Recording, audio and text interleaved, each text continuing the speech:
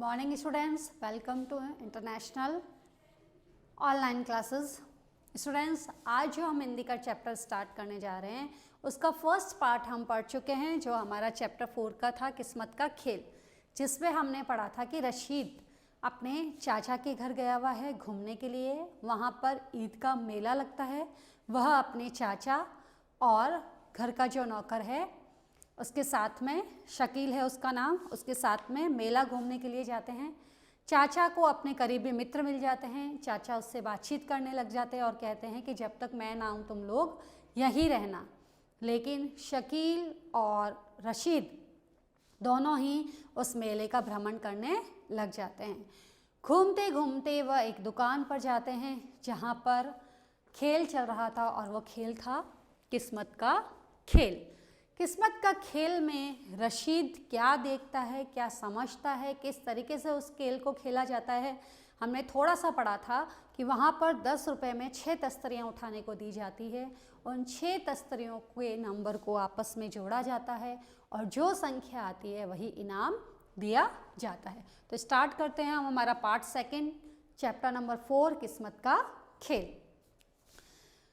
तो हमने पढ़ा कि किस्मत के खेल की दुकान पर रशीद शकील के साथ चला जाता है और वह वहाँ देखता है कि समझाता है कि आपको 6 तस्तरियाँ उठा रही है, उस पर जो नंबर लगा हुआ है हम आपस में उन नंबर को जोड़ेंगे और जो तस्तरी के नीचे रखा हुआ होगा सामान, नंबर जुड़ने पर वह इनाम आपको दिया जाएगा। तभी वहाँ पर एक वृद्ध व्यक्ति, बूढ़ा व्यक्ति आता है। वह अपनी किस्मत को आजमाता है, किस्मत का खेल खेलता है, भाग्य का खेल खेलता है, अपने भाग्य को आजमाता है और खेल खेलता है। तो उसके जो नंबर लगता है उसमें उसको दीवार घड़ी मिलती है और वह व्यक्ति कहता है कि मुझे ये दीवार घड़ी लेकर नहीं जानी। तो दुकानदार कहता है कि यदि आपको दीवार घड़ी नहीं लेनी तो आप क्या करिए, उसके बदले में ये 100 रुपये ले लीजिए।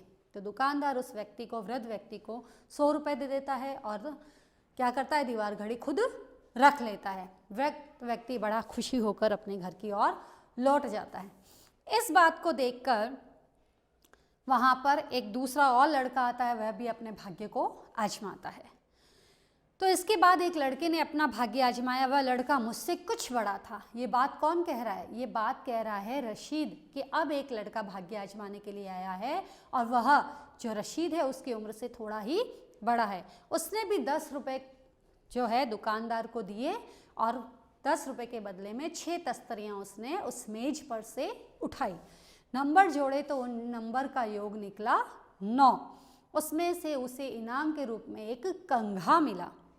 दुकानदार ने लड़के से कंघा खरीद लिया। अब होता क्या है, एक लड़का आता है, अपनी किस्मत आजमाता है, तस्तरियाँ उठाता है और उसका नंबर योग निकलता है 9। 9 नंबर में उस लड़के को उपहार के रूप में मिलता है एक कंघा। तो वह लड़का कहता है कि मुझे कंघा नहीं चाहिए। तो दुकानदार क्या करता है, उसके बदले में उस लड़के को क्या दे देता है, रुपए दे देता है। और वो लड़का रुपए लेकर खुश हो जाता है। कंघा वापस दुकानदार के पास आ जाता है। रुपए मिलते ही वो लड़का क्या करता है, अपनी किस्मत को वापस आजमाता है और आगे गेम खेलता है। फिर उसने भाग्य आजमाया। इस बार उसे 30 रुपये का एक पेन मिला। अब यदि 10 रुपये के अंदर 30 रुपये का पेन मिल जाएगा तो व्यक्ति क्या करेगा, और लालच करेगा। हो सकता है इस बार और बड़ा इनाम आ जाए, 20 रुपये तो अपने को ज़्यादा प्रॉफिट हुआ ना। तो लड़का फिर से तीसरी बार प्रयास करता है और उसे 60 रुपये के मूल्य की बॉल मिल जाती है। देखिए, पहली बार जब लड़का अपना किस्मत आजमाता है तो उसे मिलता है कंघा, जो वो उस दुकानदार को वापस दे देता है। दूसरी बार जब अपनी किस्मत आजमाता है तो लड़के को मिलता है पेन, जिसका मूल्य कितना था, 30 रुपये। ठीक है। अब लड़का जब तीसरी बार आजमाता है अपनी किस्मत तो उसे क्या मिल जाता है, तीसरी बार में उसे 60 रुपये की क्या मिलती है, मूल्य वाली बॉल। ठीक है, ये यहाँ हो गया, कोई बात नहीं। तो 60 रुपये के मूल्य वाली उसे बॉल मिल जाती है। तो यह अगर सामने दूसरा व्यक्ति खड़ा है कोई, वह देखेगा तो क्या बोलेगा, अरे 10 रुपये के बदले में 30 रुपये और 30 रुपये के बाद में फिर 10 रुपये लगाए तो हमें 60 रुपये, यानी कि कितना प्रॉफिट हो रहा है, एक बार तो 20 रुपये का और एक बार 50 रुपये का, क्योंकि लगे तो 10 रुपये हैं, 60 रुपये मिल रहे हैं। रुपए नहीं मिल रहे, लेकिन 60 रुपए की वस्तु तो मिल रही है, मूल्य तो उतना है ना, तो 50 रुपए का प्रॉफिट हो रहा है। तो सामने जो दूसरा व्यक्ति होगा, अगर ये खेल मैं भी खेल रही हूँ तो आप लोगों के मन में क्या होगा, अरे मैम इतने अच्छे अच्छे गिफ्ट ले रही हैं, गिफ्ट मिल रहे हैं, तो 10 रुपीज़ क्यों ना हम भी लगा दें और हमें भी इस तरह के गिफ्ट मिल जाए, हो सकता है इससे अच्छे में मिल जाए।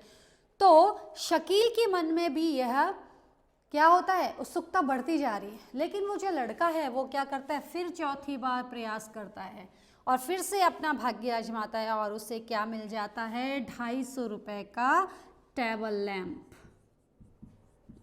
अब उस लड़के को मिलता है टेबल लैंप जिसकी कीमत है 250 रुपये, 250 यानी कि 250 रुपीज। ये मिला 60 और ये मिला 30 और दिए कितने उसने, सिर्फ और सिर्फ 10 रुपये। 10 रुपये यहाँ लगाए, कंघा मिला, फिर वापस 10 रुपये लगाए, 30 मिले, फिर 10 रुपये लगाए 60, फिर 10 रुपये लगाए 250। वो विन कर चुका है। क्या मिला उसके बदले में उसे, टेबल। तो बड़ा खुश हो जाता है लड़का, बहुत ही प्रसन्न हो जाता है। यह चीज सब कौन देखता है, रशीद देखता है और रशीद का मन बिल्कुल विचलित हो जाता है। वो कि क्यों ना मैं भी इस तरीके से अपने भाग्य को, अपनी किस्मत को आजमाऊं, किस्मत का खेल खेलूं, देखूं तो सही मेरी किस्मत कैसी है, मेरा भाग्य कैसा है, मैं इस खेल को खेलना चाहता हूँ। ऐसा सोचते सोचते वो अपने जो साथ में आया है शकील की ओर देखता है और शकील क्या कहता है, हाँ गेम जो खेल है वो बहुत ही अच्छा है, तुम खेलो। मैंने 10 रुपये दिए, मैंने किसने, शकील ने नहीं, रसीद ने। रसीद अपने बारे में पूरी बात बताता है। रसीद कहता है 10 रुपये दिए और 6 तस्तरियाँ उठा ली। मेरा भाग्य अच्छा नहीं था। हुआ था क्या है, उन्हें सिर्फ और सिर्फ 2 पेंसिल मिलती है। अब अगर आपको 10 रुपये में 2 पेंसिल मिलती है तो आप क्या कहते हो, भाग्य अच्छा नहीं है। कहाँ मुझे 250 रुपये का गिफ्ट, कहाँ दूसरे को 60 रुपये का गिफ्ट, कहाँ 30 रुपये का गिफ्ट, और मुझे सिर्फ 2 पेंसिल मिली, 2 रुपये वाली या 4 रुपये वाली, तो मेरा भाग्य अच्छा नहीं है। दुकानदार ने मुझसे पेंसिलें 4 रुपये में खरीद ली। अब ये बोला मैं पेंसिल लेके क्या करूँ, तो दुकानदार ने कहा ऐसे करो तुम, 4 रुपये मैं आपको देता हूँ और आप क्या करो, ये पेंसिलें वापस मुझे दे दो। तो पेंसिलें दुकानदार के पास चली गई और उससे बदले में उसे 4 रुपये दे दिए। मैंने सोचा क्यों ना इस खेल को और खेला जाए। रशीद सोचता है इस खेल को और खेला जाए। फिर उसने वापस से खेल खेलने का प्रयास किया। इस बार मुझे एक पेंसिल का पूरा के पूरा बॉक्स मिल गया। पहली बार में जीतता है 2 पेंसिल, दूसरी बार में निकलता है 4 रुपये में बेचने के बाद में पूरा के पूरा पेंसिल का बॉक्स, और वह भी सस्ता था, ज़्यादा महंगा नहीं था। तो रसीद सोचता है कि मेरी किस्मत ज़्यादा अच्छी नहीं है, मेरा भाग्य ज़्यादा अच्छा नहीं है। दुकानदार वो 6 रुपये में फिर से खरीद लेता है। 2 पेंसिल को 4 रुपये में, पेंसिल बॉक्स को 6 रुपये में दुकानदार फिर से खरीद लेता है। मैंने तीसरी बार तस्तरियाँ उठाई, किस्मत ने फिर से साथ नहीं दिया। मुझे बड़ी आशा थी कि इस बार कोई ना कोई बहुत बड़ा इनाम निकलेगा, लेकिन नतीजा क्या होता है, उसे छोटी ही चीज़ मिलती है। मैंने बार बार 10 रुपये देकर किस्मत आजमाई, लेकिन हर बार छोटी चीज़ मिलती रही और अंत में मेरे पास सिर्फ और सिर्फ कितने रुपए बचे, 5। लेकर कितना निकला था घर से, 50 रुपये। देते रहे, लेते रहे, सामान को दुकानदार फिर से खरीदता रहा। इस तरीके से रशीद के सारे रुपए खर्च हो गए। अंत में उसके पास सिर्फ 5 रुपये बचे और दुकानदार ने मुझ पर मेहरबानी की। उसने कहा मैं चाहूँ तो एक बार और खेल सकता हूँ। दुकानदार लालच दे रहा है कि 10 रुपये में तुम तस्तरियाँ उठाते हो, अब तुम्हारे पास 5 रुपये है, तुम चाहो तो ये और एक गेम खेल सकते हो, मैं तुम्हें 5 रुपये की छूट देता हूँ। इनाम मिलने पर हिसाब कर दिया जाएगा। मैंने आखिरी बचे हुए 5 रुपये भी क्या लगा दिए, दाव पर लगा दिए। दाव का मतलब होता है खेल खेलने के लिए लगा दिए। और लोग खड़े खड़े ये सब देख रहे थे और मुझ पर हंस रहे थे कि इसके पास में कुछ नहीं बचा, कोई बड़ी वस्तु भी नहीं निकल रही। लेकिन ये फिर से रुपए लगाया जा रहा है। अब तो वो 5 रुपये भी क्या हो गए थे, गायब, यानी कि ख़त्म हो गए थे, लग चुके थे। और मन बहुत ही दुखी हो गया। क्यों? क्योंकि ना तो मेले में कुछ खाया, ना मेले से कुछ खरीदा, और 50 रुपये भी पूरे क्या हो गए, खर्च हो गए। मन बड़ा दुखी हो गया। अब दुखी मन से ये और शकील, यानी कि रशीद और शकील दोनों की मेला घूमने के लिए निकल पड़ते हैं। अब ये घूमते घूमते वहाँ पहुँच गए जहाँ पर चाचा जी ने इन्हें छोड़ा था। चाचा जी जहाँ छोड़कर गए थे ये घूमते घूमते चले गए। हम चाचा जी के पास आने की प्रतीक्षा करने लगे, भाई चाचा जी अपनी बात करके हमारे पास आए। थोड़ी देर में चाचा जी भी आ गए। वे मुझे देखकर बोले, रशीद क्या बात है, बड़े परेशान लगते हो, फेस पे तो उदासी आई गई। क्यों? क्योंकि 50 रुपये जो खर्च हो गए और इनाम भी कुछ बड़ा नहीं निकला। अगर 50 रुपये के बाद भी अगर 250 रुपये का भी इनाम निकलता तो सोचते चलो 200 का प्रॉफिट है, 200 का लाभ हुआ, लेकिन इनाम भी कुछ नहीं निकला, खाया भी कुछ नहीं, सिर्फ अभी तक तो खाली पैदल पैदल घूम ही रहे हैं, तो परेशान तो होना ही था।